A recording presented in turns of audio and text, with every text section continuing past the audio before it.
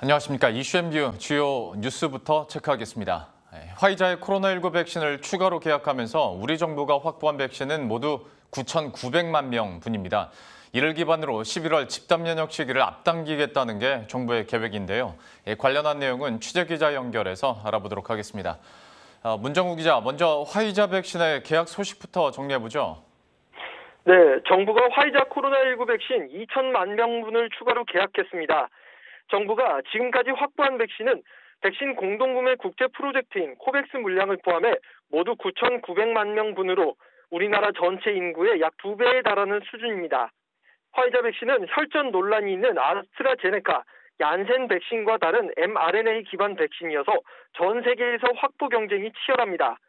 이렇다 보니 캐나다와 영국 등 해외 각국에서 추가 계약이 이루어지거나 협상이 진행되고 있어 정부가 계약한 물량이 제때 들여올 수 있을지 의문이라는 시각도 있습니다. 하지만 정부는 제약사와 계약한 백신 도입 예정 물량이 지연된 사례는 단 한 건도 없었다며 수급 불안이 진정될 것으로 기대하고 있습니다. 홍남기 국무총리 직무대행은 백신 추가 확보 가능성을 모색 중이며 추가 도입이 필요하다고 판단되면 언제나 신속 대응해 나갈 것이라며 세계적인 백신 허브 국가로 발전시키고 중장기적으로 국내 백신 수급을 안정화시키는 방안도 추진 중이라고 말했습니다. 예. 그러면 현재로서 정부의 백신 접종 계획은 어떻게 됩니까? 네, 정부는 이번 화이자 추가 계약으로 집단 면역 달성 시기를 앞당길 수 있는 기반을 마련했다고 밝혔습니다. 홍 총리 대행은 이달 안으로 300만 명 접종을 완료한다는 계획과 함께 이번 주 매일 15만 명 수준의 접종을 통해 접종 목표를 이루겠다고 강조했습니다. 다음 달부터는 접종 인력을 낮춰 일반 국민을 대상으로 한 접종을 본격적으로 실시할 예정입니다.